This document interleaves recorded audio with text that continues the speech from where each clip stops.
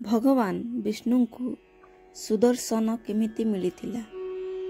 ଭଗବାନ ବିଷ୍ଣୁଙ୍କୁ ସୁଦର୍ଶନ କେମିତି ମିଳିଥିଲା ସେହି ବିଷୟରେ ଆଜି ଆମେ ଚର୍ଚ୍ଚା କରିବା। ଆସନ୍ତୁ। ନମସ୍କାର ଫ୍ରେଣ୍ଡ, ଜୟ ଜଗନ୍ନାଥ। ଆମେ ସମସ୍ତେ ଦେଖିଛନ୍ତି ଭଗବାନ ବିଷ୍ଣୁଙ୍କ ହାତରେ ଗୋଟିଏ ଚକ୍ର ଥାଏ, ତାହାର ନାମ ହେଉଛି ସୁଦର୍ଶନ।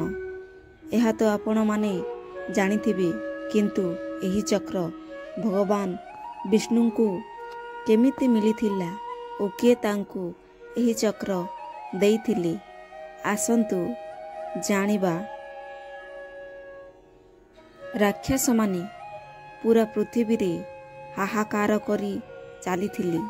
ରାକ୍ଷସଙ୍କ ଆତଙ୍କ ଚାରିଦିଗରେ ଚାଲିଥିଲା।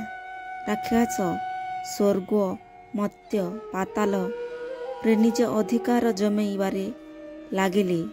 ସେହି ସମୟରେ ଦେବରାଜ ଇନ୍ଦ୍ର ସ୍ୱର୍ଗର ରାଜା ଥିଲେ। ଦେବରାଜ ଇନ୍ଦ୍ର ସମସ୍ତ ଦେବତାଗଣଙ୍କୁ ସାଙ୍ଗରେ ନେଇ ଭଗବାନ ବିଷ୍ଣୁଙ୍କ ପାଖକୁ ଗଲେ। ସମସ୍ତ ଦେବତାଗଣ ଭଗବାନ ବିଷ୍ଣୁଙ୍କୁ ପ୍ରାର୍ଥନା କରି କହିଲେ, ହେ ପ୍ରଭୁ, ଆପଣ ହିଁ ରାକ୍ଷସ କବଳରୁ ଆମକୁ ବଞ୍ଚାଇ ପାରିବେ। ଏହା ଦେଖି ଭଗବାନ ବିଷ୍ଣୁ ସବୁ କଥା ବୁଝିପାରିଥିଲେ ଓ ଦେଖି ବି ଥିଲେ, ଆଉ ଜାଣି ମଧ୍ୟ ପାରିଥିଲେ ଯେ ଏହି ସମସ୍ୟାର ସମାଧାନ ସେ ନିଜେ ବି କରିପାରିବେ ନାହିଁ। ଯଦି କେହି ପାରିବେ, ସେ କେବଳ ଭଗବାନ ଶିବ ହିଁ କରିପାରିବେ। ଭଗବାନ ବିଷ୍ଣୁ ଶିବଙ୍କୁ ନିଜ ଆରାଧ୍ୟ ଦେବତା ଭଗବାନ ବିଷ୍ଣୁ ଶିବଙ୍କୁ ନିଜ ଆରାଧ୍ୟ ଦେବତା ମାନନ୍ତି ଓ ଶିବ ବିଷ୍ଣୁଙ୍କୁ ଆରାଧ୍ୟ ମାନନ୍ତି। ଦେବତାଙ୍କ ସହାୟତା ପାଇଁ ବିଷ୍ଣୁ ହିମାଳୟ ବରଫ ପର୍ବତକୁ ଯାଇ ଶିବଙ୍କୁ ଘୋର ତପସ୍ୟା କରିଥିଲେ।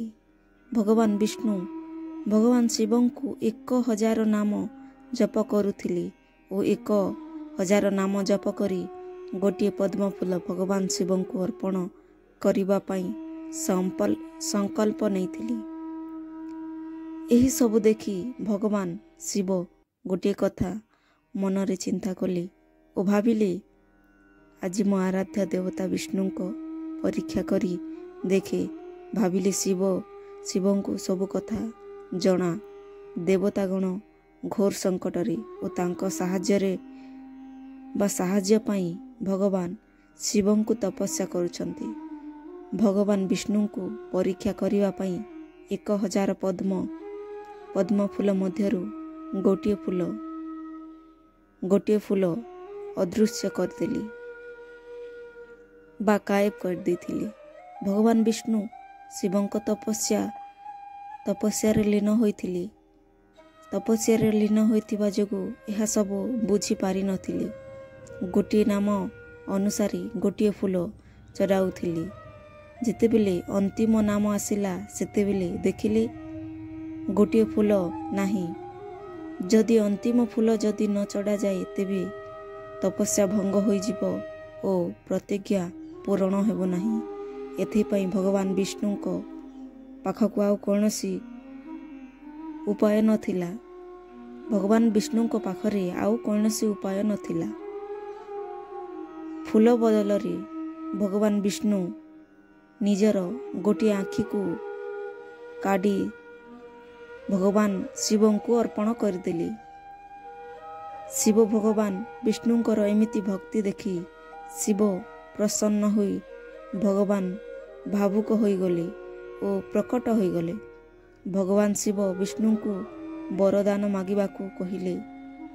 ଭଗବାନ ବିଷ୍ଣୁ କହିଲେ, ହେ ମୋର ଆରାଧ୍ୟ ଦେବତା, ଆପଣ ତ ସବୁ ଜାଣିଛନ୍ତି, ରାକ୍ଷସମାନେ ଦେବତାମାନଙ୍କ ଉପରେ ଆକ୍ରମଣ କରିଛନ୍ତି।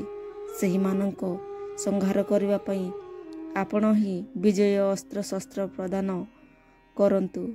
ଆପଣ ହିଁ ଏମିତି ଅସ୍ତ୍ର ପ୍ରଦାନ କରିପାରିବେ ଯାହା ସମଗ୍ରଙ୍କୁ ମୁକ୍ତ କରିପାରିବ। ବରଦାନ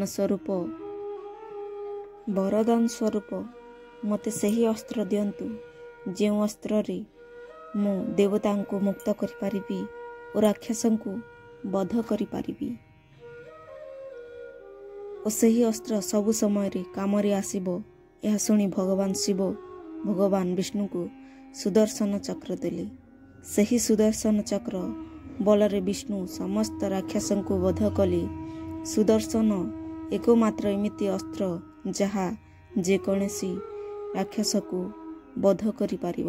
ସମସ୍ତ ଶସ୍ତ୍ରର ସ୍ୱାମୀ ସମସ୍ତ ଅସ୍ତ୍ରଶସ୍ତ୍ରର ସ୍ୱାମୀ ହେଉଛନ୍ତି ସୁଦର୍ଶନ। ଏହି ଦିନଠାରୁ ବିଷ୍ଣୁଙ୍କ ହାତରେ ସୁଦର୍ଶନ ଚକ୍ର ସବୁ ସମୟରେ ଥାଏ। ତ ଫ୍ରେଣ୍ଡ ଏମିତି ମିଳିଥିଲା ଭଗବାନ ବିଷ୍ଣୁଙ୍କୁ ସୁଦର୍ଶନ ଚକ୍ର। ଓ ଭଗବାନ ବିଷ୍ଣୁ ସୁଦର୍ଶନ ଚକ୍ର ବିନା ଅଧା ହୋଇଯାଆନ୍ତି ଏବଂ ସୁଦର୍ଶନ ବିନା ଭଗବାନଙ୍କ କିଛି ପରିଚିତ